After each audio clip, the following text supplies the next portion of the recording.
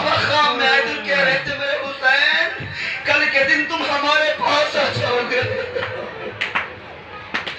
زینب نے سنا, زینب تڑپ گئی, ماں جائے اپنی شہادت کی خبر زینب کو سناتے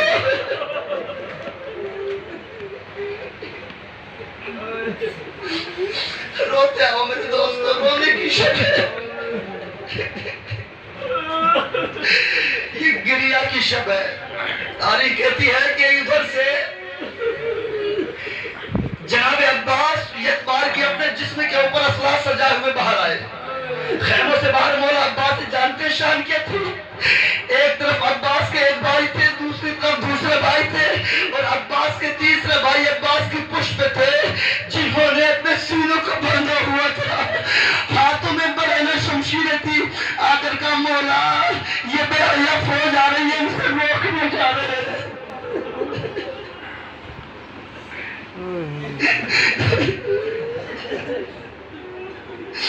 ہر باب مقاتل لکھا ہے 9 محرم کی بات. کہا میرے لال عباس یہ بتائیے کہ فوج کتنی ہے؟ کہا مولا نہیں معلوم مگر 1 لاکھ لگتی ہے کہ سوار و پیادہ 1 لاکھ ہوں گے جو آ رہے ہیں. عباس جاؤ ان سے پوچھو, جنگ نہیں کرنا ہے, ان سے پوچھ کے آؤ کہ مقصد کیا ہے. تاریخ کہتی ہے مولا عباس نے اپنے ساتھ جناب زہیر خین کو لیا, جناب حبیب ابن مظاہر سمیت 20 افراد کو لیا, اور تاریخ کہتی ہے کہ علی کا شہر غضبناک باز کی طرف فوج کی طرف گیا اور تمام فوج کو اپنی نگاہوں پہ روکا. عمر سعد کا سامنا, وہ عمر سعد کیا ارادہ ہے, کدھر کا ارادہ ہے, یہ فوج کیسے شور مچا رہی ہے, جانتا ہے نا ہمارے حضرت نے سب کو, جانتا ہے کہ ہم رسول اللہ کے کتنے قریب ہیں, جانتا ہے نا یہ خیام رسول اللہ کے ہیں.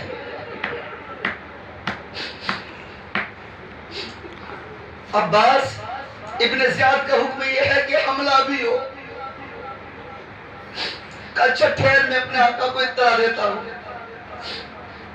حبیب و زہیر قین نے اصحاب حسین سمیت فوج کو روکا. مولا عباس مولا حسین کے پاس آئے کہ آقا فوج کا ارادہ یہ ہے کہ فوج آج حملہ کرے گی, یہ چاہتے ہیں کہ ابھی مار کا ہو. کہا میرے عباس ان سے کہہ کر آؤ کہ آج کی شب ہمیں مہلت دے دو, ہم اللہ کی عبادت کرنا چاہتے ہیں.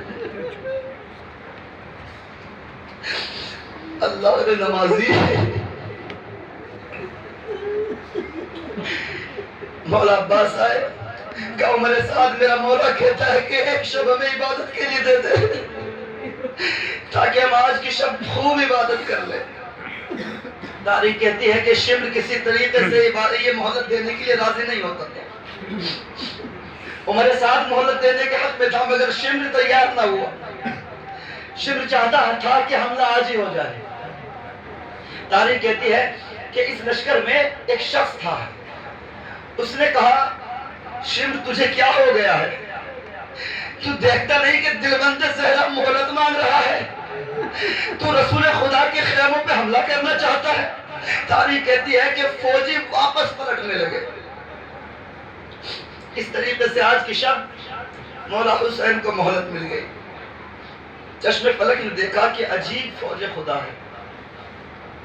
آج کی شب ہے, آج کی شب امتحان کی شب ہے, آج اہل ایمان کے امتحان کی شب ہے. تاریخ کہتی ہے کہ شب کا ابتدائی حصہ تھا.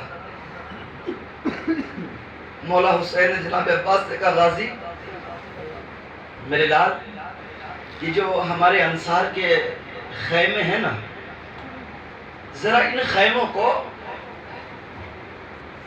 بنو ہاشم کے خیموں کے بالکل نزدیک نصب کر دو تاکہ کوئی رات میں شب خون نہ مارے, تاکہ آل رسول پہ سوتے ہوئے حملہ نہ ہو جائے. تاریخ کہتی ہے کہ انصار حسینی کو حکم ہوا, سب نے اپنے اپنے خیموں کی تنابیں کھولی, اور یہ پردے کا خاص اہتمام کیا گیا تھا کہ انصار حسینی کے خیمے بنو ہاشم کے خیموں سے ذرا دوری پر لگائے گئے تھے, مگر آج کی شب حسین نے انصار کے خیموں کو بالکل بنو ہاشم کے خیموں سے ملا دیا, تنابوں سے تنابوں کو بندوا دیا. یہی موقع تھا کہ جب رات میں اللہ رے سید سجاد کا صبر. جب رات میں عبادت میں مشغول ہوئے نا اصحاب حسینی، آوازیں ایسے آ رہی تھی تلاوت کلام پاک کی جیسے شہد کی مکھیوں کے چھتے کے پاس شہد کی مکھیوں کے بھنانے کی آواز آتی ہے. سید سجاد رات میں غشتے چونکے آواز دی، اماں ارے یہ کیسی آوازیں ہیں؟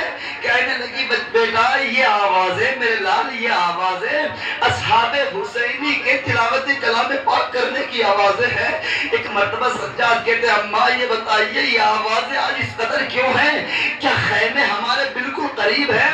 ہاں سجاد آج اصحاب حسینی کے خیمے ہمارے خیموں سے بالکل ملا کر لگا دیے گئے ہیں. ایک مرتبہ سجاد نے کہا اماں میرے بابا کو بلاؤ. مولا حسین سجاد کے پاس آئے، بیٹا کیا کہنا ہے؟ بابا یہ میں کیا دیکھ رہا ہوں، انصار کی آواز ہمارے خیموں تک آ رہی ہے، ہمارے خیموں سے مستورات کی آواز بھی ان کے خیموں تک جا رہی ہوگی. بابا ان خیموں کو ہٹوا دیجیے. ایک مرتبہ حسین کہتے میرے سجاد آج کی شب خیمے سے ہرے نکلو، ارے کل کا دن آئے گا آپ جانے زینب کا پردہ جانے.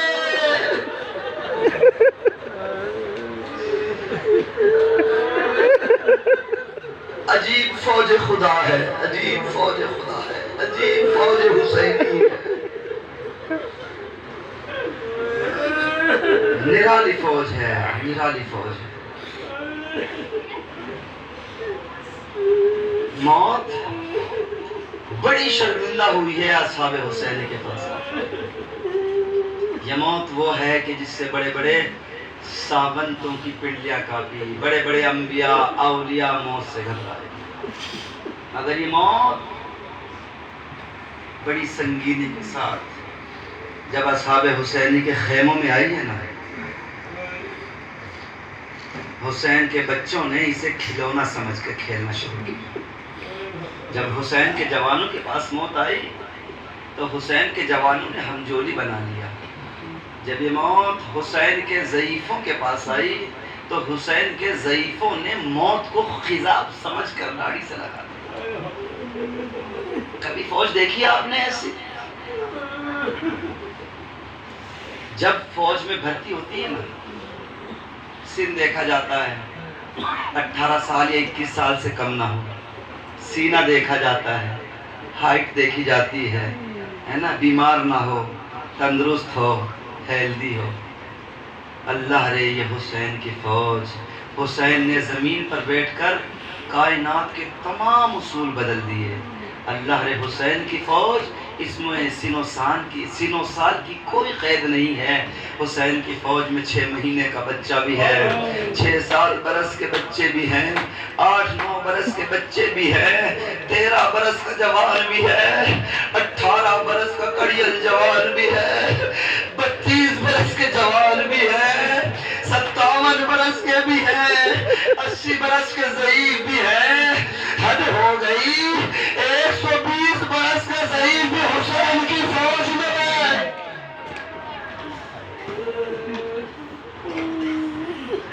تمام اصول بدل دیے. جب فوجیں میدان میں آتی ہیں نا، اگر فوجوں کو امید ہو جائے کہ ہم تک کمک نہیں پہنچے گی، ہم تک مدد نہیں پہنچے گی، تو فوجیں میدان میں ٹھہرتی نہیں ہیں، فوجیں میدان چھوڑ دیتی ہیں. ہے نا، رونے کی شب ہے نا، گریے کی شب ہے. تصور کرتے جائیے گا حسین کے مظلوم میں کیا ہو. جب فوج کو یقین ہوتا ہے نا کہ مدد نہیں آئے گی، جب فوج کو یقین ہو جاتا ہے نا کہ اب ہم بھوکے پیاسے رہ جائیں گے، اب کھانا نہیں آئے گا، تو فوجیں میدان چھوڑ دیتی ہیں. اللہ علیہ اصحاب حسینی کا جذبہ، 3 دن کے پیاسے ہیں مگر پائے ثبات میں ہلکا سا بھی لرزہ نہیں ہے. اور ایسا نہیں ہے کہ کسی نے روک رکھا ہے، یہ جنت کے لالچ نے انہیں روکا ہوا ہے، نہیں. جنت کا لالچ حسین نے ختم کر دیا تھا. جو آج کی شب آئی تاریخ کہتی ہے جو جنت کا لالچ تھا حسین نے ان کے دلوں سے وہ بھی ختم کر دیا تھا. آج شب امتحان کی شب، آج کی رات اہل ایمان کا امتحان ہونا ہے۔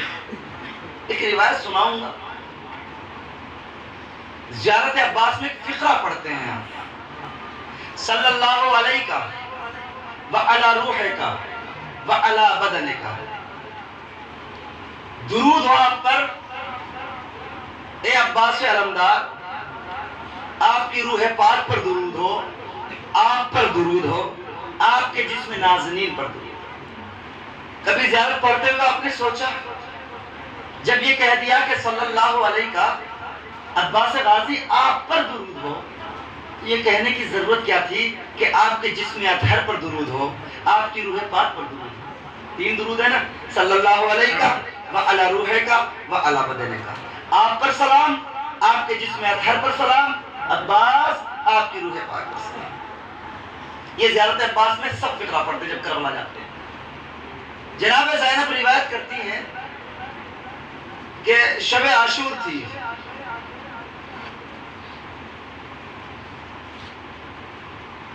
رات میں مجھے خیال آیا ذرا دیکھوں تو صحیح میرا بھائی کر کیا رہا ہے خیمے میں۔ جناب زینب کہتی ہیں کہ میں اپنے بھائی کے خیمے میں گئی، ارباب اعزاز سنتے آئیے گا، اپنے بھائی کے خیمے میں جناب زینب گئی تاکہ آج کی رات کا نقشہ پتا چلے کہ کربلا میں ہو کیا رہا۔ بی بی زینب فرماتی ہے جیسے ہی میں اپنے بھائی کے خیمے میں گئی، میں نے دیکھا میرا بھائی تلاوت کلام پاک میں مصروف تھا۔ جناب زینب کہتی ہیں کہ میں نے اپنے بھائی کو دور سے دیکھا تو میرے کلیجے پہ چوٹ لگی کہ ایسے وقت میں بنو ہاشم کہاں چلے گئے، میرے بھائی کو تنہا کیوں چھوڑ دیا۔ یہ خیمے میں اس عالم تنہائی میں کہ جب چاروں طرف فوجوں نے میرے بھائی کو گھیرا ہوا ہے، میرا بھائی تنہا ہے خیمے میں، تلاوت کلام پاک میں مصروف ہے، تلاوت کلام پاک سے اپنا دل کو بہلا رہا ہے، یہ کہاں گئے سب کے سب۔ جناب زینب کہتی ہیں کہ میرے دل پہ چوٹ لگی، مزاج زینب برہم ہوا۔ جناب زینب کہتی ہے میں بھائی کے خیمے میں گئی، بھائی کو میں نے سلام کیا، بھائی نے اٹھ کر میرے سلام کا جواب دے استقبال کیا۔ جناب زینب کہتی ہے کہ مجھ سے برداشت نہ ہوا، اب میں یہاں سے چلی کہ دیکھوں تو صحیح یہ حسین کے بھائی، یہ حسین کے اقربا، حسین کے اہل خاندان، یہ رسول اللہ کی ذریت آخر ہے کہاں جو حسین اکیلے۔ جناب زینب کہتی ہیں اب کسی کے دل میں یہ خیال نہ آئے کہ جناب زینب خیمے سے باہر کیوں ہے حسین کی زندگی میں۔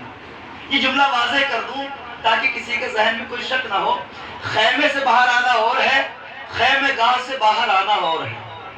خیمے گاہ کا مطلب یہ ہے کہ جو خیمے لگائے ہیں نا چاروں طرف آپ خیمے گاہ جائیں گے، جو بنو ہاشم کے خیمے ہیں، جو جناب زینب کے بھتیجوں کے خیمے ہیں، ہے نا، جو اس کے ایک دروازہ ہے، اگر اس کے باہر آتی ہے تو پردہ جاتا ہے، اسے کہتے ہیں خیمے گاہ سے باہر آنا۔ اگر بی بی اپنے خیمے سے باہر آتی ہے تو کوئی سامنے خیمہ نہیں آتا سوائے علی اکبر کے، سوائے جناب قاسم کے یا جناب علیہ کی مادر کے، یعنی یہ وہ ہے خیمے سے باہر آنا اور ہے، خیمے گاہ سے باہر آنا اور ہے۔ جناب زینب نے دیکھا کہ میرا بھائی خیمے میں اکیلا تلاوت کر رہا ہے، جناب زینب کے مزاج پر ذرا برہم ہوا کہ میرے بھائی کو آخر یہ بنو ہاشم نے تنہا کیسے چھوڑ دیا۔ جناب زینب کہتی ہیں کہ میں نے بنو ہاشم کے خیموں میں بنو ہاشم کو تلاش کرنا شروع کیا، میں نے قاسم کے خیمے میں دیکھا کہ مادر قاسم تھی، قاسم نہیں تھے۔ میں نے علی اکبر کے خیمے میں دیکھا کہ ام لیلہ تھی مگر علی اکبر نہیں تھی۔ ایک مرتبہ جناب زینب کہتی ہے کہ میں تمام بنو ہاشم کے خیموں کے قریب سے گزری، میں نے دیکھا کہ بنو ہاشم اپنے اپنے خیموں میں نہیں تھے، بنو ہاشم کی صرف مستورات تھی خیموں میں۔ آخر میں جناب زینب کہتی ہے کہ میرا گزر ابو الفضل عباس کے خیمے کے سامنے سے ہوا، جناب زینب کہتی ہے کہ میرا دل بھر آیا، میں نے دیکھا کہ تمام بنو ہاشم کے جوان ابو الفضل عباس کو گھیرے ہوئے بیٹھے ہیں اور ابو الفضل عباس دو زانو بیٹھے ہوئے ہیں۔ جناب زینب کہتی ہے میرا بھائی عباس بنو ہاشم کے درمیان بیٹھا ہوا ایسا لگ رہا تھا جیسا ستاروں میں چاند بیٹھتا ہے۔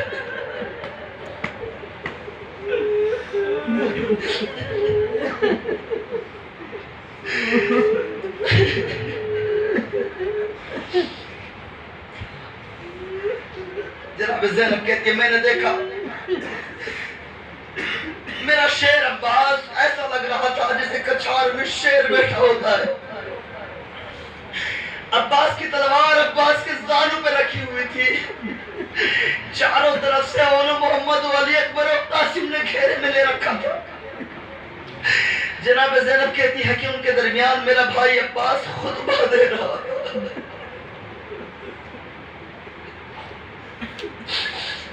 جناب زینب کہتی ہے کہ خطبہ ایسا تھا کہ میں نے اپنے بھائی حسین کے سوا ایسا کلام کسی سے نہیں دیکھا. جناب عباس کے خطبے کا مفہوم جناب زینب بیان کرتی ہے. میں نے دیکھا میرا عباس بنو ہاشم سے کہہ رہا تھا علی اکبر، قاسم، اولو محمد، اولاد عقیل، اولاد جعفر طیار، جانتے ہونا کہ لڑائی ہم سے ہے. جانتے ہونا کہ انصار حسینی کی کوئی خطا نہیں ہے. یہ جانتے ہونا لڑائی ہم سے ہے. یہ حسین کے جو ناصر ہے نا، ہم پر واجب یہ ہے کہ ان کی جانوں کی حفاظت کریں، اس لیے کہ یہ دشمن ہمارے ہیں علی اکبر. یہ دشمن ہمارے ہیں، یہ ہمارے خون کے پیاسے ہیں. ان کی لڑائی ہم سے ہے علی اکبر. مسلم ابن اوسجہ ضعیف ہے، ان کا لاشا کیوں گرے. علی اکبر اولو محمد جانتے ہونا لڑائی ہم سے ہے. ہاں ابوالفضل عباس لڑائی ہم سے ہم جانتے ہیں. تو پھر سنو، جب لڑائی ہم سے ہے تو ہم پر واجب یہ ہے کہ انصار حسین کی جان کی حفاظت کریں. ارے حبیب کا لاشا کیوں گرے؟ بریر حمدانی کا لاشا کیوں گرے؟